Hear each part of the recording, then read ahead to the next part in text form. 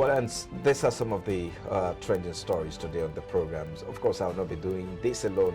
iBrand business correspondent Adedapo Adesanya joins me now to look at this. Thank you for coming again. Good morning, and it's good to be here once again. Yes. Where do you want to start from? Let's start from the beginning. Okay. Let's start from the beginning. The energy federal government seeking investment in about 213 gas blocks. Well, this is not the first time. When I saw this story, I said, look, this is not the first time the government to be embarking on such project. But we have quite a lot of them. But how well have we been able to, explore these two later? That is the question. Because when we embark on such project, we never see the end. At the end of the day, these commodities are never available. So that is the big question. So what do we intend to get from this? And the government actually needs to give us a clearer picture of the roadmap to achieving this project. All right. If we know globally, there's a large energy gap that the country can feel. That's right. Due to the war in Ukraine. The need for gas as an alternative source of energy has risen higher. So this is particularly the time that all those investments that they've made in the prior time should start yielding dividends. That's so the opportunities are there. It's just implementation that remains one of the key problems now. But if we can work towards it, definitely. And the way you look at again, the thing is this. Sometimes, because at the moment, if you look at the cost of energy in Nigeria, of course, which of course is going to form a major conversation later on the program, the cost of energy has risen by more than 16%. I mean, the last inflation rate shows that the cost of energy has risen. The petrol, diesel, kerosene. They've risen. And so if we were exploring a kind of project like this, so my expectation is to see it, addressing some gaps in the system, addressing some shortages in the system, as it were. But sometimes it never. But like you said, there are opportunities here. There are opportunities. Let me look at it. Let's look at it from this angle. These gas blocks that are being put will be put in the hand of the private players. So these are people that will likely know what to do with it more. That's right. So one thing we should look at is that gas is cleaner, it's safer, and it will even help actualize one of the key things that we've been discussing, which is Nigeria's energy transition plan. So that's one of the reasons why gas is one of the things that the federal government has been hammering on. And talking about energy transition plan, I remember when the vice president traveled abroad recently, and he had a conversation with the U.S. Vice President Kamala Harris, where they spoke extensively to see how they can attract funds into the Nigerian market. Because the market is huge. It's huge. The opportunities are here. So, but how to maximize, like you said earlier, which of course is very key, implementation, roadmap, let there be a clear-cut roadmap as to how you're going to achieve, the funds are there already, you are getting support, international support already, yes. The donors are there, investors are there, but the willpower to translate all of this effort into tangible result is what we're yet to see, and that's the major challenge of the government or economy in Nigeria. And I hope that this time around we'll start seeing the dividend of this. But let's move to the next story, which talked about the rice production. Yes. Yes, this is a good one. The Rice Farmers Association of Nigeria, partnering with a particular company, and then again I'm asking. What has the intervention of the CBN, where has it gotten us to? Because I know that, yes, the intervention can never be enough. The effort of the central bank can never be enough. So that's why you need private sector like this company coming to partner with this. Very, very interesting. But again, I want to believe that the intervention of central bank will start paying off. So we want to see that yes, this is one other effort by private sectors and other private operators in the sector. Yes, it is. It's very, very key that we bring the private sector into the rice production system, because one thing about the rice production thing is the demand outweighs the supply.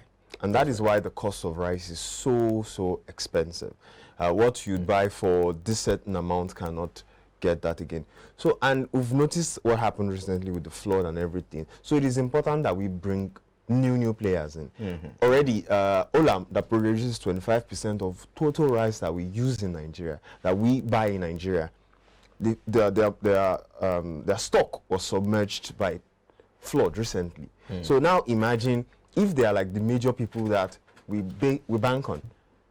So it is necessary that we have these new guys come in. More private hands. That's it, exactly. Let's have more private hands coming in. I know what this suggests to me. This suggests that there's, the future is bright. It suggests to me that the market is there, opportunities are there. 25%, just one company producing 25%. So it means that what happens to the 75% left? So that means we need more players, private players, to come in, to play in it. And wait a minute, who says that individual like you and I cannot go into rice? Of course we can. Of course we can. But yes, the government has to encourage a retail-like production. So it doesn't have to be like, oh, I'm producing this amount or these hectares of land before I can get funding. I can just have my small farm behind my house. I'm like, oh, we're contributing to what you're doing. Take this amount, maybe expand, get more lands.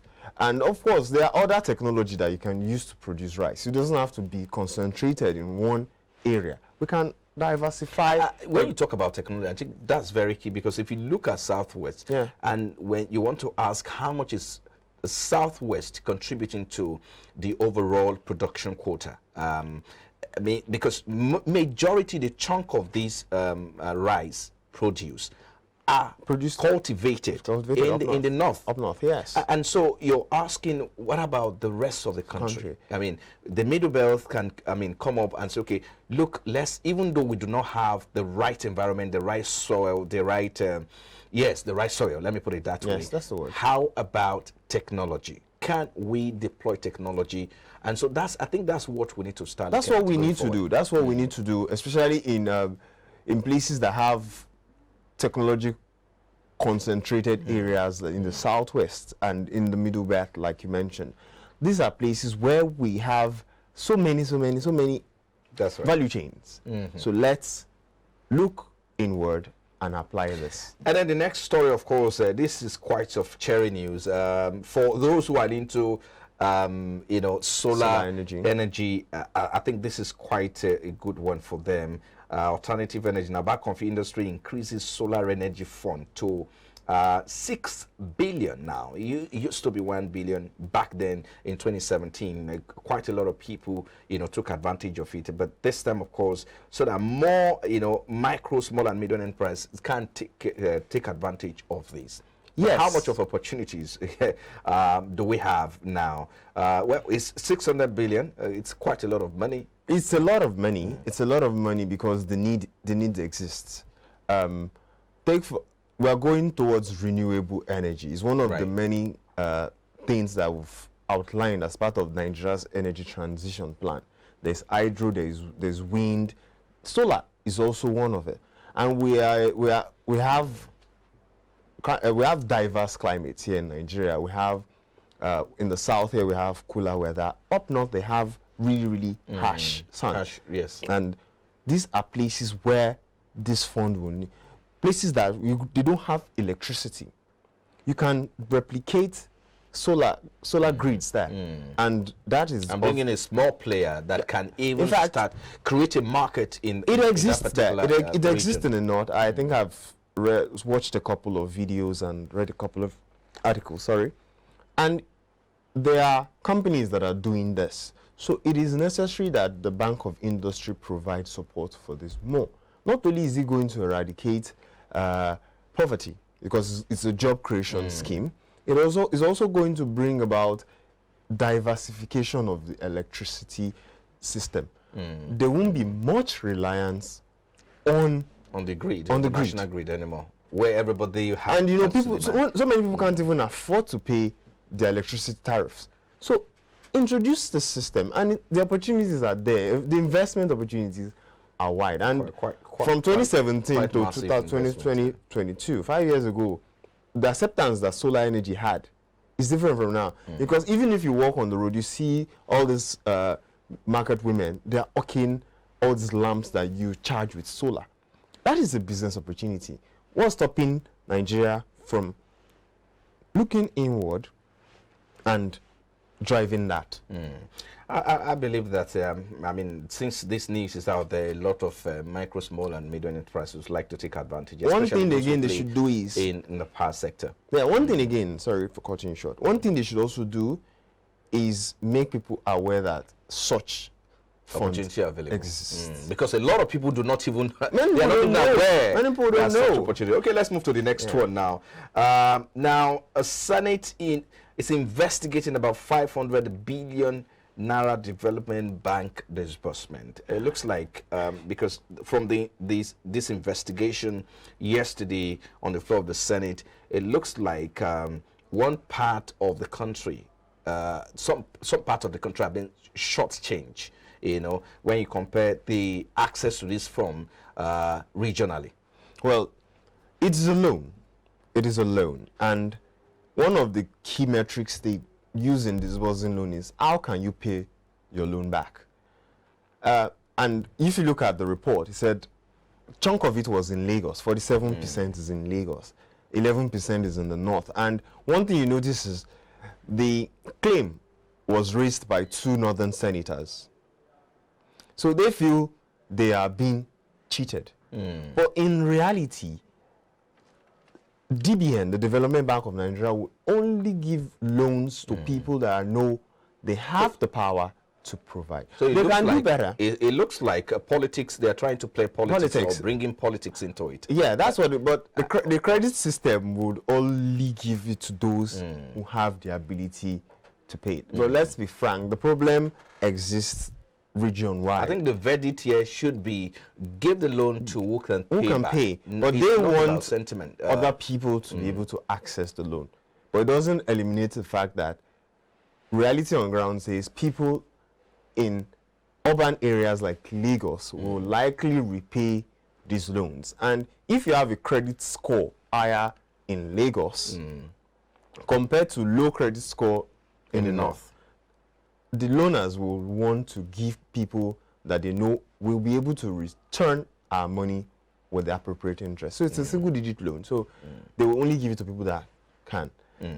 I think this is a quite, will I say, contentious. It's a contentious thing. But again, the reality anywhere you, of course, since it's in the floor, politics sometimes comes into play. But of course, you just said the truth. The verdict is give it to whoever can, do it for or pay back. I mean, that's well. This is where we have to leave it here. Thank you so much, Dakbo Adesonya, iBrand business correspondent. Thank you for your time. Thank you very much, Franco Malapa. And by tomorrow, we'll see you here again. You should be taking, flying as a pilot. Yes, I will be. Still to come after the break, our focus is on the equities market as Nigerian Exchange Limited closed positive amidst buying interest and sell-offs on Wednesday. Well, this is our focus next after this moment. Please stay with us.